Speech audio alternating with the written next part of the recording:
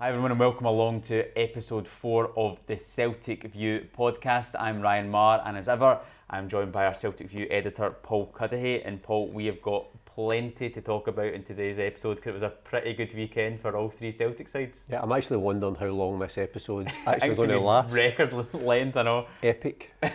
I think over the weekend there was 23 goals for all three teams, which we're going to get into all of that, all of the action from the weekend. But first of all, Paul, it's quite an exciting week for the Celtic View as well, because on Friday the next edition of the magazine comes out.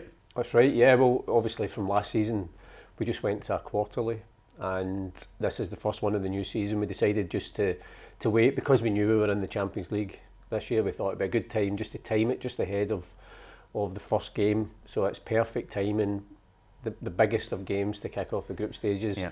So we have a preview of that. We've got reaction from Callum McGregor and the manager. We've also got an exclusive interview with the King of Kings himself, Henrik Larsson. Very exciting, yeah. Who knows a thing or two about winning the Champions League. In fact, he's one of 3 Champions League winners we've got in the View. So we talk about him 25 years on from when he first signed. You caught up with Paul Lambert, who of course won the Champions League with Dortmund. And we also have an interview with our first team coach, Harry Kewell, who won the Champions League with Liverpool. So there's a real European theme to it as well as lots of other things that people can enjoy. Yeah, it's very exciting. So that will be in the Celtic stores from Friday, and keep up to date with the Celtic View social media accounts as well, because we'll be previewing to that all throughout the week. Now, let's get into the action. There is only one place to start. It's Dundee United 0, Celtic 9 on Sunday. I mean, it's just incredible to actually say those words out loud. I mean, did you see that coming at all? I know you've been saying for a while you'd expect us to really get at a team at 1 week, but 9-0, I mean, that's incredible, isn't it? Well, see, to be honest, I think a lot of Celtic fans, the longer that this team's been playing the type of football that Ange Postecoglou wants us to play, I think a lot of Celtic fans have seen this coming. I thought it would maybe be a game here at Celtic Park that we would just, there'd be a team that we would, because we create so many chances, it'd just be one of those days where everything clicks into place. So I do think it was coming. It's still slightly, I mean, it is amazing, and it's a slight surprise when you dominate a game, and then even at the end of the game you're thinking it could have been about 13 or 14 really, because we had some real great chances, missed a few, even the one at the end where David Turnbull's header for some remarkable reason spun back out the way instead of spinning into the net, which would have made it 10. But we create so many chances, we play the game at such a high intensity that a team like Dundee United, who were going into that game fragile anyway, would have struggled to cope. And once the goals started coming in, it was just one-way traffic. Yeah, I mean, Dundee United obviously had a very, very poor game, but that does not take away from our performance at all, because it was just relentless.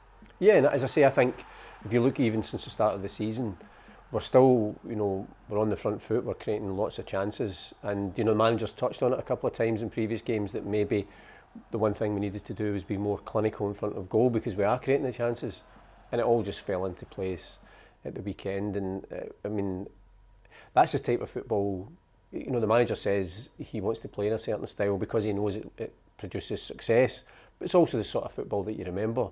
And I think a lot of I've spoke to Celtic fans who, they're enjoying this football as much as they can ever remember. Do you think that's the best 90-minute performance we've seen so far under the manager? I don't know, because it's difficult, isn't it? It's difficult because there's different games and different times. What I think is really good actually was the fact we remained relentless. That there would have been a period, and I think the manager said to you in his post-match interview that maybe the team could have dropped off their intensity and maybe started doing things that they wouldn't normally do. But actually, as he said, we respected the game, because the game's all about winning. It's about scoring goals, and we kept doing that. And sometimes you see people commenting as if, not Celtic fans, but people saying that as if somehow the team should sort of ease off to avoid the humiliation. But this is football. It's not boxing where the referee calls time when it gets too one-sided. So the whole point is to keep going. And I think that's the really encouraging thing about that team, that they just kept going. They never stopped. And part of that, I think, is the competition for places. So whoever's in or whoever comes on, You know, they don't want to just start strong through the game. And for me, that was one of the, apart from the 9 goals and the brilliant football, that was really impressive. I thought the attitude of the players. Yeah, I mean, not that I think it will come down to it, but the fact that they are so relentless is so important, because we've seen it in the past, league titles have been decided by goal difference, and that could eventually be something at the end of the season you look back on. Not that I think it will, because I think we'll win it by a few more points than that anyway. But it's so amazing to see, because how many times in the past have you watched teams? I remember a game when we beat Hearts 7-0, I think it was maybe 2013, 2014. We're 5-0 up at half time, and second half it's just sort of going through the motions. You might get a goal or two. The fact we go in and get 5 goals, I mean, they were sprinting for corners, they were just sprinting for everything. It's just amazing to see a team so desperate to score goals. Yeah, I mean, and I think sometimes if you talk to players, in the example you gave, I think that does happen, because sometimes there's such an intensity and everything clicks into place. It's hard to replicate that, especially after the break. But I think you can see the players are enjoying the football they're playing as well. And because, again, when you glance at the bench and it's so strong, and then I think even just, you know, any player that wants to get in thinks, well, I need to up my game. I need to be at the top of my game to get into this team, because the standard is so high. And it was one of those days where just everything, you know, came off for us. But at the same time, if we were sitting here right now and it was 13-0, you know, it'd have been amazing. I don't think MD could have said, well, that wasn't a fair reflection of the performance. Yeah, and I mean, in terms of the record, that matched the highest margin of victory in the league's history, which again was 9-0 that we had against Aberdeen. It broke the record for the victory away from home, which I think was ours at 8-1 against Dunfermline as well. So just smashing records, equaling records, and as you said there, the players that are coming in, I think that was Abada's first league start of the season. He gets a hat-trick, it's not actually going to go down as an assist for the first goal, but his pass through for Jota to lay that off as well.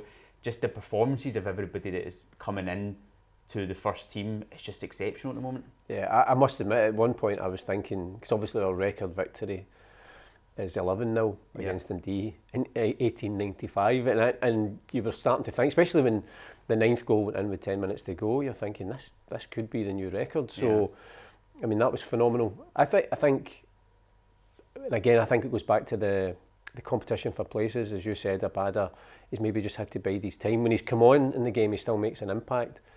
But you saw, you know, what he brings to the team in terms of the goals, his awareness in and around the box, but also the way he links up the play as well. You know, he's providing assists as well as goals, so he's vital. But in both of those flanks, because that's where we're so dangerous, then there's so many players now that can cause problems. And then you've obviously got people like Kyogo, who's just phenomenal. Yeah. Before we get into the goal scorers, I just want to mention Joe Hart quickly as well, because obviously all the headlines are going to look at the number of goals we scored, the way that were scored as well. But he was so vital in those opening couple of minutes to make that save and to be so brave to then get the rebounds. Play was stopped for a while. He got stitched up, or was it stapled? I think stapled up, was it? And then goes on and carries on. So a big word to Joe Hart as well in that performance, and defensively as well, because we were really solid. Yeah, I mean, we were, and as you say, not that it would have changed the outcome of the game, we would have still won the game. Yeah. Maybe 9-1 if it hadn't been it. But yeah, I think, and we've spoken about it before, I think that's what is so brilliant about Joe Hart, is that he's always on, he's always alert, and like all great Celtic goalkeepers, he's maybe only called upon once or twice, but when he is, he always produces.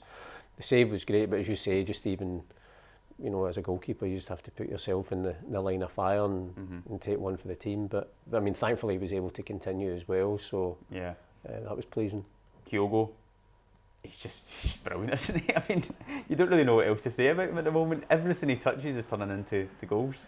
I think what was really good yesterday was like different types of goals as well. That he, you know, maybe the first goal was brilliant just in terms of the way we passed through Dundee United. It was like crisp, quick passing, Jota's ball into him, and he just took the touch, and just as he got it under control, he hit it, and it was in the back of the net. The goal where he hit it first time, I mean, that was just brilliant. And again, you could see that the Dundee United defence and the goalkeeper were just starting to get into position because the ball spun to him, but he didn't give them an opportunity because it was just hit so perfectly. And then the last goal was probably more Kyogo-esque in the fact he's his movement's brilliant. He just knows when to. He's always playing either on the shoulder or even offside, but then comes back onside and he's in there in the 6-yard box just to knock that one home. And it's kind of like similar to last season when he first came in. You're thinking, wow, what a player, and you wonder what he would have scored in the course of the season if he hadn't got injured. And he's on that roll again. I mean, this is, what's it, 6 goals in the last 4 games? Yeah. I mean, that's phenomenal. Oh, it's incredible. And he's just got that knack of a striker where I know a lot of people are obviously comparing him to Larsson in his early days, which is obviously a big, massive comparison. But just the fact that when he gets in those positions, you just know he's going to score. You know he's not going to miss. The first goal, when he takes his touch, he's just controlling himself, he's taking his time and he puts it into the corner.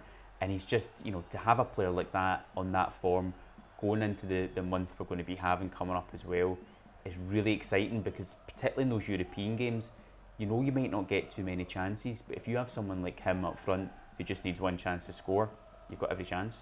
I also think as well, part of the reason he's playing so well is that he just loves leading the post-match dance in front of the fans. So I think as long as he's scoring and he's the goal hero, then obviously he gets pushed to the front. So I mean, he absolutely loves that. And again, I think always for Celtic fans, especially younger fans, you need heroes, you need icons. Henrik Larsson obviously back in the day was that. I think we're starting to get a few of them, like Kyogo. I think Jota is the same as well, and I think that's really important, because then kind of, like, especially younger fans really fall in love with the team. And I think it's a real test for Kyogo, because obviously when we play Real Madrid, it's a step up in quality. But again, I think you just get the feeling players like him, the bigger the stage, the more they thrive on it. So I'm really interested to see how he gets on, and it certainly wouldn't surprise me if he scores. Yeah, so the other man that got the headlines as well was Liel Abada, as we've sort of touched upon. It's his first start of the season, gets a hat-trick, gets an assist, has that other pass as well for the opening goal. What's really striking about Abada, which we saw so many times last season, is the types of goals that he scores, where he's always darting into that back post, and a number of the goals that he scored on Sunday were exactly like that as well.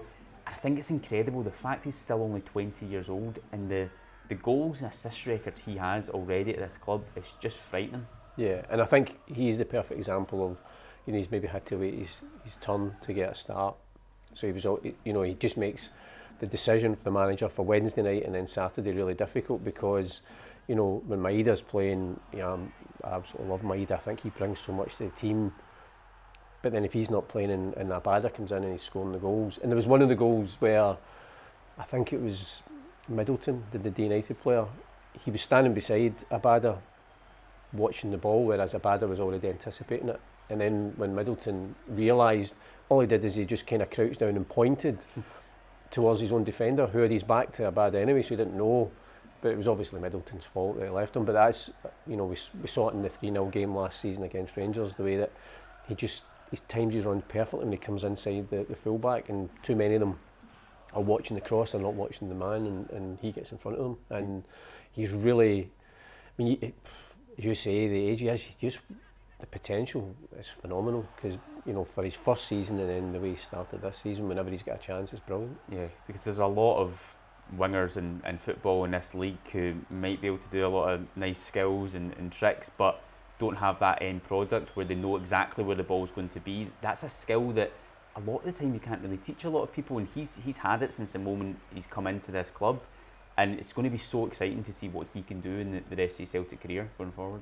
I also think for the guys on the left-hand side, so whether that's Greg Taylor or Jota or Maeda, when they're playing the ball into the box, they're doing it because they know Liel Abada's going to anticipate it, and there's a real good chance if they get it in that 6-yard box, he's going to be there or thereabouts. So as I say, go back to that goal he scored last season in the Derby game, Hatate played it into that area because he knew Abada is alert. It's almost instinctive, as if he kind of knows where to go. He's not hugging the touchline, he comes in, it almost becomes another centre forward, and that's something that I think some of that is really instinctive, but he's just continuing to develop, and it's really good to see. And it's worked on in training as well, because so many of the goals are so similar, and we saw that so many times last season as well. So the fact that what they're doing in training is coming off in a match as well must be so rewarding for the players and for the manager as well. Yeah, and I think, confidence just breeds more confidence. So I think it's definitely been beneficial, the fact that we've only been playing one game a week up till now. I mean, obviously, come Wednesday night, Ross County away, after that, I think it's just relentless right up until the break for the World Cup. So I think it's allowed them in the early season to get the proper pre-season preparations and then spend the week working on a whole variety of things in preparation for one game. And I think you saw the benefits of that at the weekend. It's getting me thinking 9-0 away from home. It has to be up there with some of the best away performers, if not the best away performers from a Celtic side. It was getting me thinking about other good away performances as well. I don't know if there are any come to mind for you that might match that in terms of maybe a game you were at or one that you can remember. Because clearly the Dunfermline one was the previous record, which was a really good one. I don't know if there's anything else that maybe comes to mind for you. Well, I mean, it's hard, the Invincible treble season, it's hard to get past the 5-1 at Ibrox. That was pretty special. In those games when you win away from home there are pretty good. I think that same season, the 4-3 game, the Motherwell, Tom Rogic in the last seconds of the game, that was pretty special as well. I think those ones just in recent years kind of stand out for me. Yeah, I was trying to have a think back as well, and the Dunfermline one kind of stood out. Obviously that had the record, but just for certain moments in it, I remember Maloney's, I don't know if you're calling it a bicycle kick, but the goal he scored. Neil Lennon got a goal as well, which was a rarity. But for me, I think in terms of a game I was at, it would maybe have to be, just in terms of the atmosphere and the way the game finished, was the game against Lazio a few years ago. I know you were there as well, but just for the way that match just took its toll and scoring in the 95th minute, 94th minute, whatever it was, I think that might have to be a highlight. But Sunday's going to be up there for me as well, because you were just sitting there in awe, just thinking, there's a spell when we scored the 50th minute, the 55th minute, 59th minute, and you're just thinking, every chance we have, we're scoring. So that's definitely going to live long in the memory, I think, for myself and for most Celtic fans. Why don't you sit back, enjoy the highlights from that 9-0 win over Dundee United.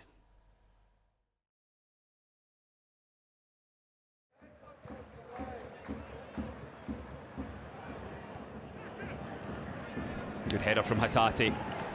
Oh, and what a lovely pass forward. If Shota can find Kyogo with the first time pass. Here he is again, Kyogo! Absolutely superb from Celtic.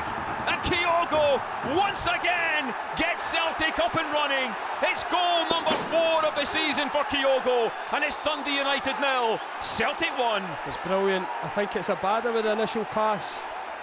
Opens up the defence. And Jota just puts it into Kyogo's path, but he takes a touch, Jerry. He shows composure, doesn't hurry the finish. Here we see it again here. This is a great pass. Eye the needle through, opens him up. That's a good pass as well, but the composure to take a touch, don't rush it. Dispatch it in the corner, fantastic. Brilliant. From Hatate winning the ball in the middle of the park through Abada with that. It's a great pass. Pinpoint pass right through the Dundee United defence. Cool, calm, just as you'd expect from Kyogo. He's right on form, just at the right time.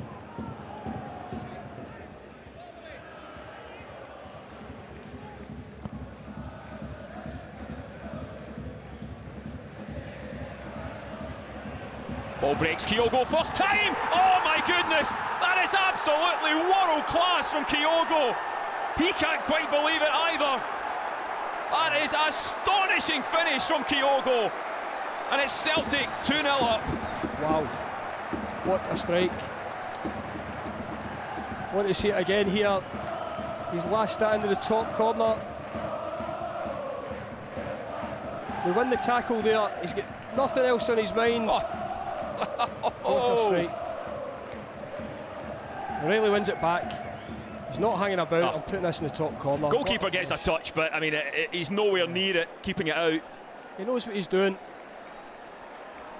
Absolutely. There's no other thought to take a touch here and put somebody in. I'm just putting this in the top corner.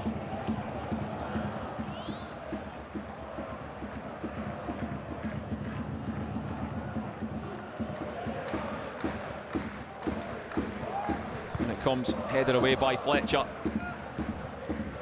Hatate leaves that one for O'Reilly. Then comes Abada. Kyogo! It's the hat-trick for Kyogo! Yes, count them. 3 goals in the first half at Tannadice. He couldn't miss that one, but how delighted is Kyogo? It's different class, Jerry, but it's well worked again. O'Reilly picks out Abada at the back post. This isn't an easy cutback. Coming out the air. Hatate leaves it. He's got the vision to pick Abada out here. Well onside. That's onside. That's not an easy cutback on the half volley. Brilliant. It's a fantastic goal. Hatate leaves it. Brilliant. Well, I said he couldn't miss it. I was actually wrong. Still a good technique there from Kyogo. Absolutely. That cross back, don't underestimate. That was a difficult one. The half volley on this skiddy surface. He controls it right into the path of Kyogo. Lethal. Superb. O'Reilly. Superb. Abada. And just class from Kyogo. It's right up there with the first 45 minutes at Rugby Park. I mean, this is probably better. I would say better, yeah. Some of the play's been really good to watch.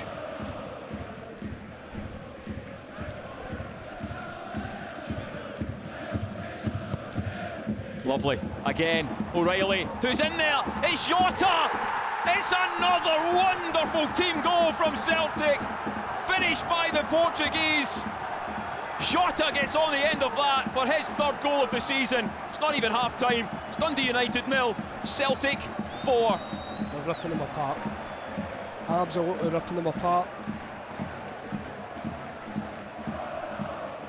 You can see that one coming. O'Reilly's making the movement off Abada there. Picks out Jota in the middle. It's a great play again. I think that angle made it look as if Jota was maybe a little bit offside, but hey, what play.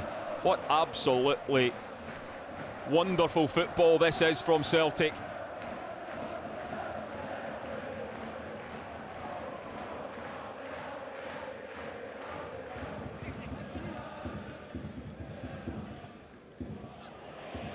Jota sets up O'Reilly across, and it's a 5th goal for Celtic. They have sliced Dundee United open inside the first 5 minutes of the second half, and it's Liel Abada who's on the score sheet with his 2nd goal of the season.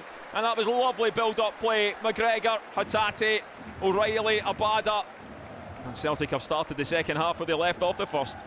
As you say, sliced them open. This pass here, the run, the slide rule down the side, he's got the awareness to cut it back for Abada. That's 4 of the 5 goals been cut across the face.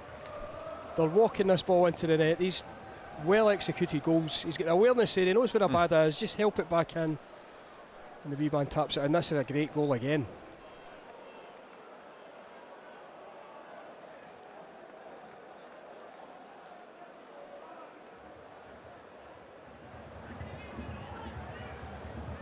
Fancy O'Reilly will take this. He's eyeing this one up. Difficult to get it up and down over the wall. 2 Japanese lads are. Yeah, they're crouching down in front of the wall. It's O'Reilly. He's hit them. There's another chance and it's in! And it's Juranovic. Well, the ball broke back off. I think it was Hatate from the initial free kick. It broke to Juranovic. He shot from 20 yards. I think it took a deflection. Goalkeeper got a touch as well. 55th minute, and it's 6-0. Incredible. Yeah, I don't know. This is obviously one of what. It hits it off Kyogo, I think, in fact. And then the keeper's blinded with the follow-up shot. Does it hit Kyogo here? Yeah. Yeah, Kyogo on the foot, back to Juranovic. I don't think that was what was rehearsed. So does Kyogo get an assist there?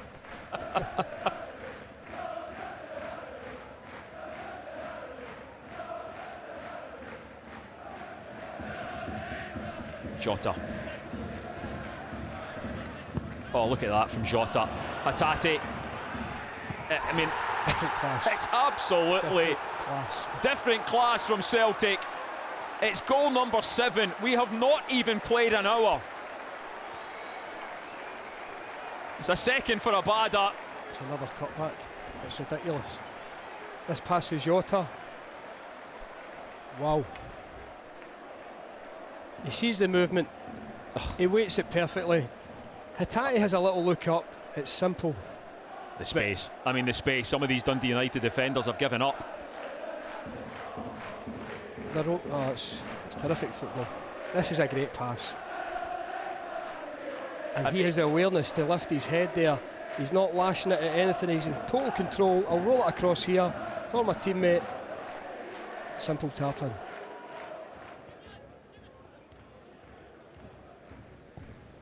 Moy, lovely pass to Maeda. Oh, has he laid it on for a hat-trick? He has! What a super finish from Liel Abada. First half it was Kyogo. Second half it's Abada who seals his hat-trick.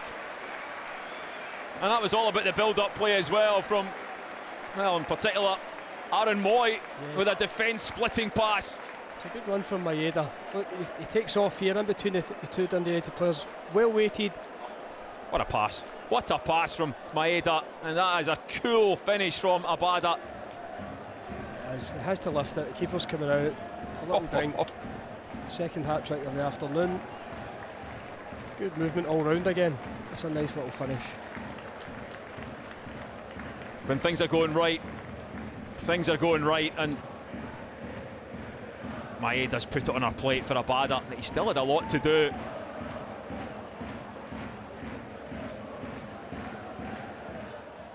Celtic have a corner on the right hand side to be taken by David Turnbull. And it comes from Turnbull, it's number 9! Starfelt with his second goal of the season. He was picked out perfectly by the corner.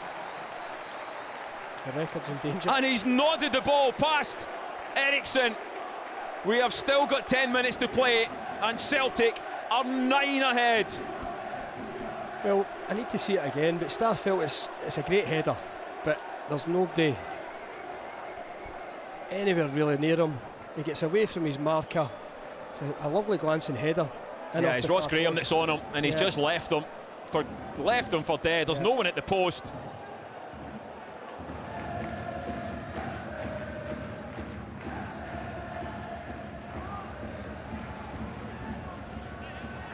Bernabei, Turnbull.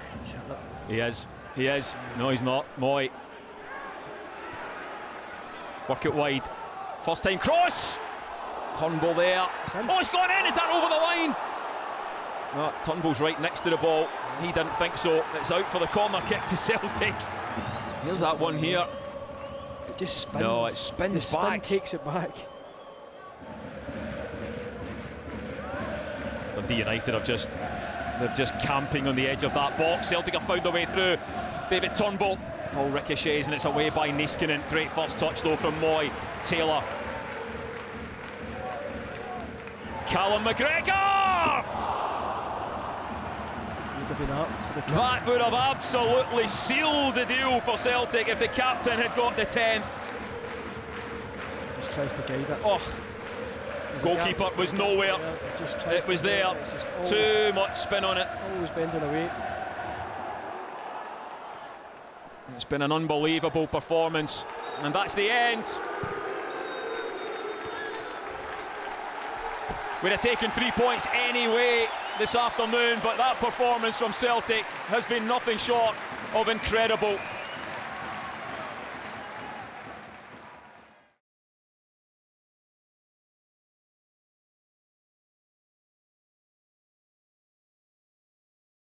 Congratulations. I think that goes down as a good day's work at the office. Yeah, no, credit to the players. They were great today, really disciplined and focused, and we kind of knew, obviously Dundee United were going through a bit of a rough trot, and it was important for us to impose ourselves on the game from the beginning, and as I said, the players' credit, they did that, they worked hard, and we got some quality goals at the end of it. That matches the record victory in the league. It was a joy to watch that performance. How much joy did you get in the sidelines watching that as well? Yeah, I don't know. It's not about joy, because at the same time, you respect it. I've got an opposition, manager who's probably going through a tough time, and I think in this game you've got to stay humble and respectful. But I was really pleased that, like I said, the players stayed focused. again, we didn't disrespect the game, and it could have been very easy even in the second half to sort of go away from our game plan and guys starting to do things that aren't part of who we are, but we never did that. We stayed really disciplined and focused, respected the fact that we want to treat every football game with equal measure, and the boys did a great job. I know this team and yourself are always going to be looking for improvements, but is this an afternoon where you just have to sit back and applaud the work? No, those afternoons don't exist. Not for us. We said before the game, we don't want to just be going out there and winning games of football. We want to be setting standards for ourselves more than anything else, and making sure that every time we're out there we're the best we can possibly be. And if we set a really high standard today, then that gives us something to build on moving forward. It's probably not the afternoon to look at individuals, but a hat-trick for Kyogo, a hat-trick for Abada as well must be very pleasing. Yeah, they both, the pleasing thing for me is they worked really hard, on the stuff that we expect our attacking players to do, and because of that they get the rewards of scoring goals and assisting goals. And I thought our whole sort of front half of the team was excellent today, and not just the quality of goals we scored, but also the work that they put in just defensively and harassing the opponent, not giving them time to relax. And great for both to get their rewards for that. We scored a number of goals that were quite similar in terms of balls being played across to the back post for someone to tap it in. That must be really rewarding when you're seeing that the work you're doing in training is coming together in these matches. Yeah, like I said, the quality of our goals were good because it's stuff we work on constantly, and it's it means that the players are really, as I said, disciplined and focused on their positions and making sure that they're always in the right areas, rather than sort of just chasing goals any way they come. So that was really pleasing. The headline will look at the number of goals that we scored, but also defensively as well. That's another clean sheet, which is so important for this team if we want to go and win matches. Yeah, it's a big part. Obviously we didn't get tested too much, but Joe pulled off a great save at the start, and again enormous bravery to throw himself at the opposition's feet, and they're the kind of things that keep you really sort of sharp and make sure that if the opposition do get an opportunity like that we've got somebody in the goal, and our back four in general I thought were really good at sort of sniffing out that danger. And we now go into a very hectic period for the club, but considering the way that we're playing at this moment in time, there must be so much excitement about how we're going to reach those challenges. Yeah, look, we've been working hard to be ready for what's ahead, and as you said, it starts this week with midweek games, and we've got a tough trip to Ross County on Wednesday night. They'll be a tough opponent in the Cup, and we've got to be ready for it. And the pleasing thing, as I said, we had contributions again from the bench today, which is important, and we're going to have to rotate the squad through this period, and it's good to know that the majority of them are in good condition and ready to go. Congratulations once again. Thanks, Ryan. Thank you, Andrew. Thanks, boys. The women's team also had their own very, very impressive victory on Sunday, winning 8-0 away to Motherwell. It's not the first time they've had a scoreline like that this season, winning 9-0 as well in the first game of the season at home to Hibs. Things seem to be going pretty well for the women's team at the moment. Yeah, I think, first of all, I think that result is kind of maybe further indication that I know very little about football, because I was busy saying in last week's podcast that it was going to be a tough one, because Motherwell had actually started the season quite well, and I think they narrowly lost to Glasgow City. They beat Hibs, but I think they just played a Celtic team full of confidence. I wonder, because that game took place later in the day, and I'm sure the players would either have seen some of the game at Tannadice, or they would certainly been aware of the scoreline. I wonder if just as that's a wee extra incentive for them just to go out there and kind of try and match it and show what they can do. And I think it was just really perfect for the whole game. And again, the goals were spread out throughout the team, and it's been a really impressive start actually for a fairly new team. There's still there's a pair of players there before that they've had some players have left, some players come in, and so far it seems to be clicking into place. So to win 8-0 against, as I say, a team who had started the season pretty well, and probably went into that game thinking, well, we could play I think it was very impressive. Yeah, it's been 4 games so far this season to start the league. Conceded 0 goals and scored 23. Yeah, that's going down as a good start for the team. And as you were talking about, the goals are getting spread out throughout the side as well, but one player who really has been firing so far this season is Clarissa Larissy, who got another 2 goals against Motherwell. She's kind of taken on that role as the number 9 since Charlie Wellens has left. How impressed have you been with her this season? And she's got a call up for the Canada squad as well, which is a real indication. Yeah, I mean, I think that's brilliant. I think it's brilliant for the club, because it means then that, you know, what we're doing here and what the team are doing is getting attention, and you know, it's obviously from a personal point of view, it's brilliant for her that she's been called up to the national squad.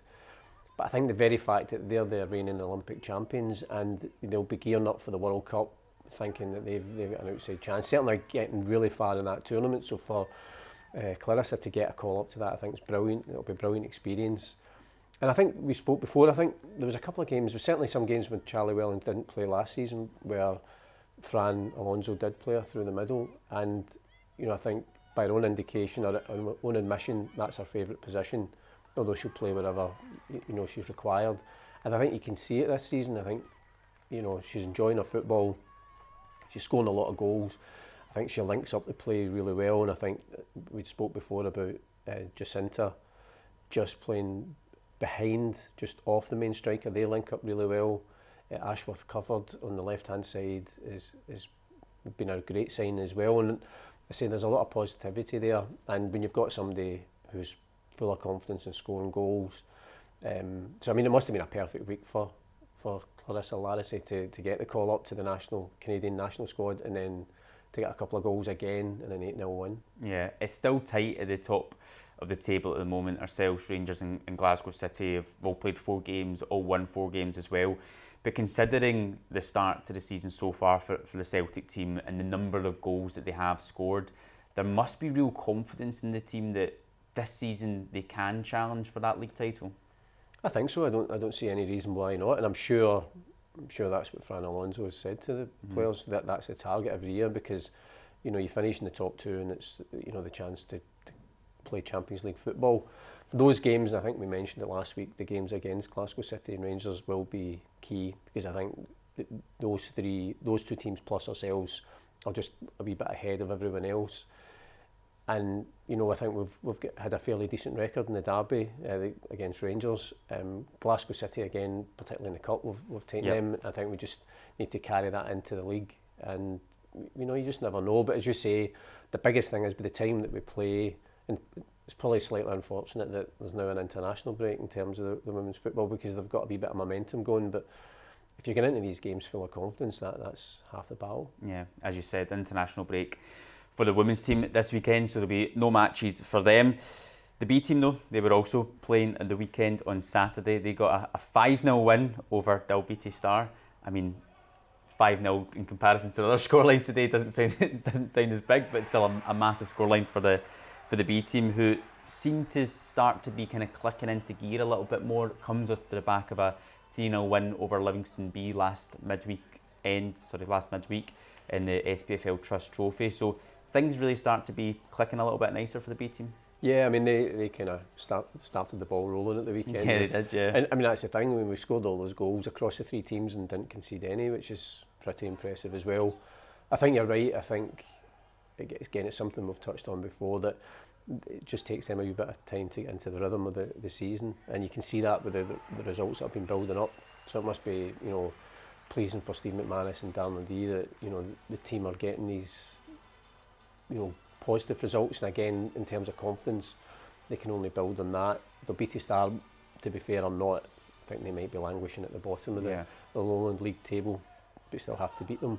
But again, it just means when you get into games against the teams at the other end, there's a bit of confidence there. And I think the longer we stay in that, the SPFL Trust Trophy, I think that also helps, because you're going to be playing teams more than likely at a higher level.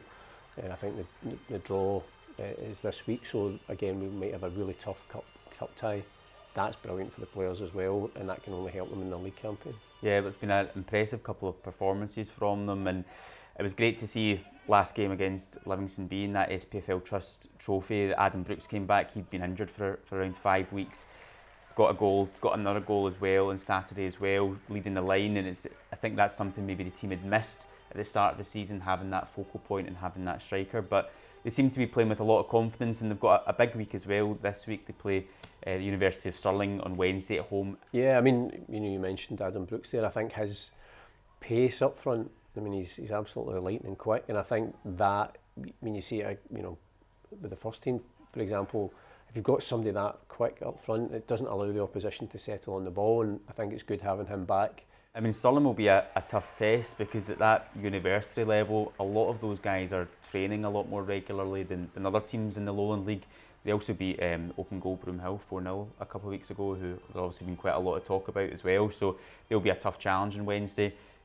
That youth league that you touched upon, it's really, really exciting for the youth team. They'll be going into the same group as the first team are, with Real Madrid, Shakhtar Donetsk and RB Leipzig. Must be a really exciting challenge for them to test themselves, particularly against Real Madrid, but against some of the best youngsters in Europe. Yeah, I mean, I remember the last time we were in the group stages and that happened, we were playing these youth teams, and especially, you know, obviously when the first team played Real Madrid, that's as tough as it's going to get. It's the European champions. I mean, they are just, you know, they are European giants, but that's replicated in the youth teams. And I remember when we played Barcelona and then also PSG, their youth teams, and they're some top quality young players there.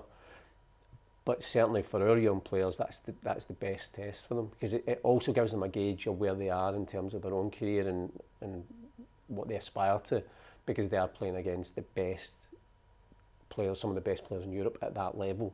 So that'll be a tough start for them as well against the Real Madrid youth team. But I think that's a really exciting double header, because obviously everybody's looking forward to the game here on the Tuesday night, but in Tuesday afternoon, you know, Celtic will be playing Real Madrid at the Excelsior, and you know, I think if anybody can get along to that, I think that'll be a great game, and it'll be a really good test. And you just, I mean, obviously we don't know anything about the Real Madrid youth team, but an educated guess would tell you probably they'll be pretty good. Yeah. It's really important for the development as well, because to make that step from the youth team to the first team, it's about replicating a lot of the environment the first team are in. So if they can get used to travelling abroad to these different places, to playing against these different types of players, that again is only going to help their development when they're then trying to make that step up into the first team environment. Yeah, I mean, I think the motivation for the youth academy is not just to produce first team players, it's to produce Champions League first team players for Celtic, players who are capable of playing at that level for their club, and we've done that, you know, James Forrest, Callum McGregor, Kieran Tierney before that, Anthony Ralston, these guys that have come through the ranks that can play at that level, and part of that education is being able to play against these teams. And as you said, that over and above the actual games, which are going to be tough enough, I think just going away and travelling and, you know, replicating everything that the first team do is really beneficial. Also, I think it should whet their appetites for thinking, right, well, this is great, but actually I want to be with the first team and doing that every season. So I think it's a really, in terms of the development for our young players, it's brilliant being in the UEFA Youth League.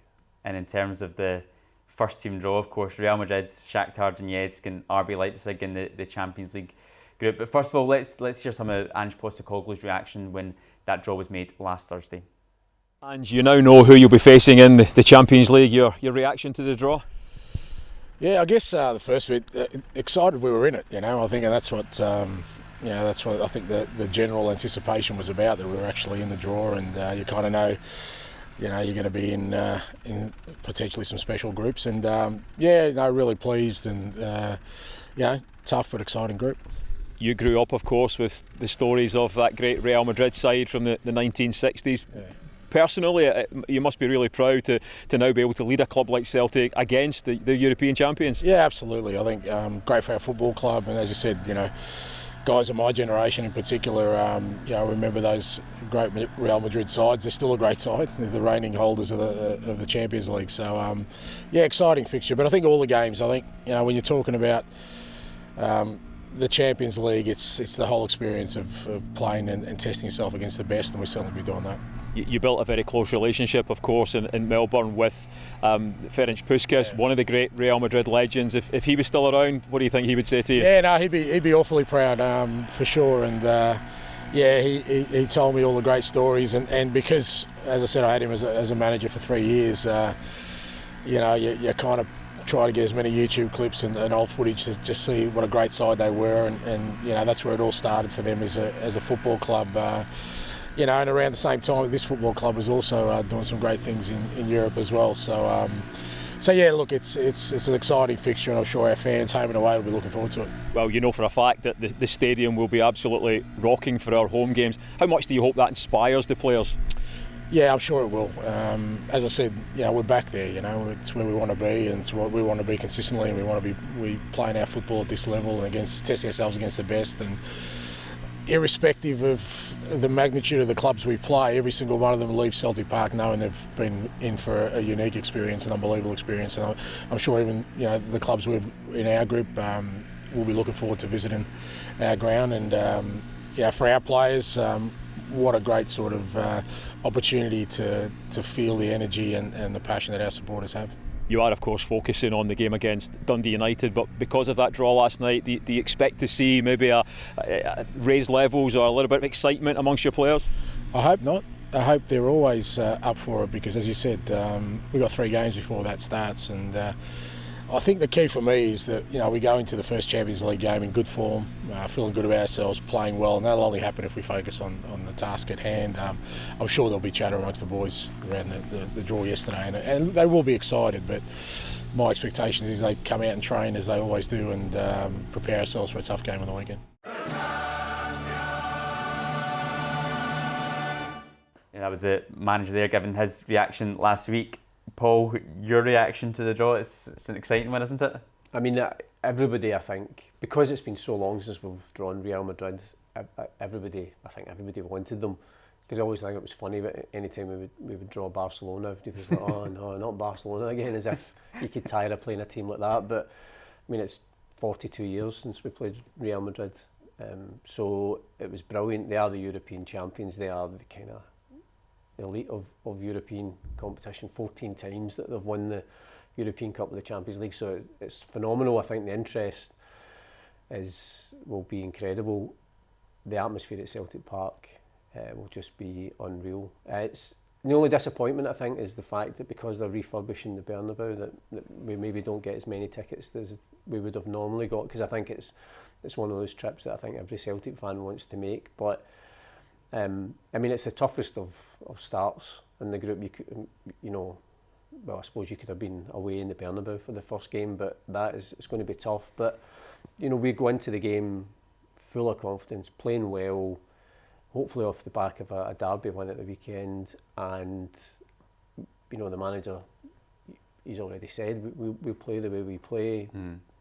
Obviously, it's much more difficult against top players like the players in Real Madrid, but I can't wait till the game, to be honest. It's going to be so exciting. It's the most exciting starts to get Real Madrid at home, because if it was maybe the 3rd or the 4th game, you'd obviously be looking forward to it, but just to know you're back at that big stage, to get Real Madrid first at Celtic Park, I cannot wait for that atmosphere in that game, and hopefully we can put in a performance as well and actually give them a good game, which I think we will. But in terms of just the overall group and sort of expectations for it as well, what do you think the expectation should be for the team? Do you think we could be aiming for a last 16, or do you think it would be a 3rd place finish maybe? Yeah, I mean, I think that when you look at the group, I think the presumption is that Real Madrid will win. I mean, Real Madrid will qualify for the knockout stages because they always do. Yeah. I can't even remember the last time that they would. They've always got into the knockout stages. So that's one of the 2 places, and the chances are they'll do enough to win the group. By then, I think the battle, it's a genuine battle between ourselves, RB Leipzig and Shakhtar. In terms of the seeding, you would say Leipzig, and obviously German teams are generally quite strong, that they would probably be the favourites to finish second. But if given the fact that we beat them the last time they were here, then I think that it's a 3-way. I think it's a 3-way competition to see who finishes in that second place. And probably Shakhtar Donetsk, they're certainly hindered by the fact that they can't play their games in Ukraine, so they're having to play them in Warsaw, effectively a neutral venue. So they won't have the familiarity of their home stadium or all their fans behind them. And you probably find when we play them in Warsaw, it'll be almost like a home game for us, the amount of fans that will go. So that might have an impact on how they play and how they perform. So I think we go into it with confidence, and why not? Why can't we? Yeah, it's an interesting situation with Shakhtar as well, because obviously with the the invasion in Ukraine. They'd lost a lot of their star players from the last few seasons, so they've got a squad mainly of Ukrainian internationalists, you need to say as well, though, because I mean they got to the quarterfinals of the Euros, so they'll still be a very strong team. And you wonder as well how much, in terms of their own motivation to be back in that big stage in Europe with everything that's going on in the world as well, and in their home country, how much that might drive them as well. So all 3 games are going to be extremely tough. RB Leipzig as well, you know about the firepower they've got. They just re-signed Timo Werner from Chelsea, who scored hat-tricks of goals for him when he was there before. So it's going to be really tough, really exciting as well, though. But I think we can get that second place.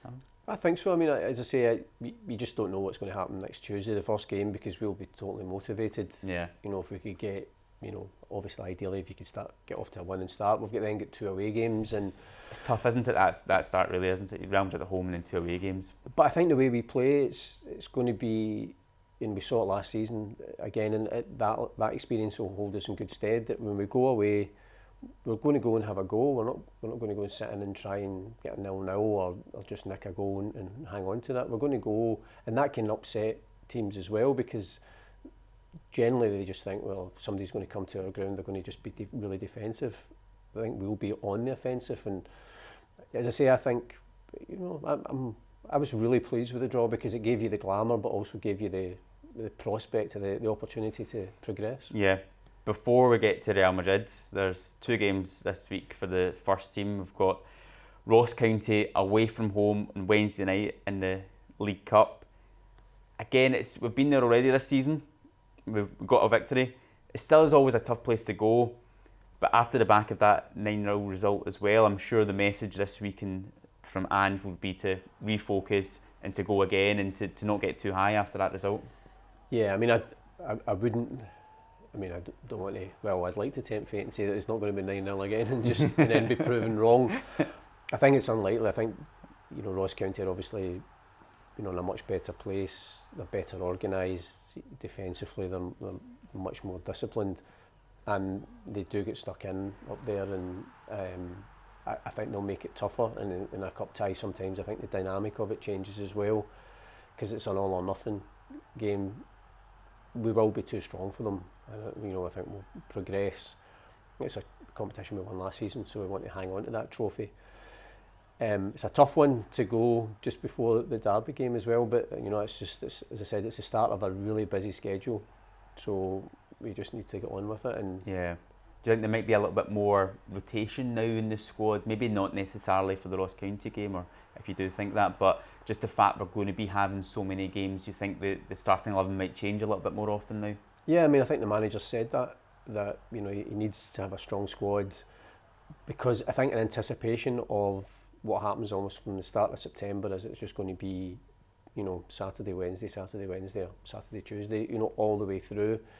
So he needs the full squad, because you can't anticipate injuries or suspensions, or just the fact that maybe some players you just need to rest. And I thought it was interesting, partly the, you know, maybe the thinking at the weekend and giving Cal Starfelt a start and giving Leila Bada a start was just to, you know, because they're going to be called upon the same way as Moritz Jens and Dyson Maida and everyone else. So it's just making sure that everybody's, you know, totally up to speed, and whoever plays, because you couldn't play the same 11 players for every single game, because, you know, there's just so many games coming up, you know, that high intensity. Yeah, I don't even know what the best starting 11 would be to pick the same 11 for every game anyway, but that's for the manager to decide.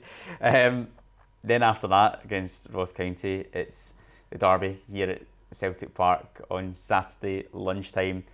Again, another mouth-watering tie, and a real opportunity to potentially put down a marker for the rest of the season. Yeah, I mean, even if we win, which I think we will, that will give us a 5-point lead, which is quite substantial even just early in the season, but there is so long to go. And I think, you know, there'll be no complacency, if only because we can look back to last season and our start and where we ended up. So we have to maintain that for the whole season.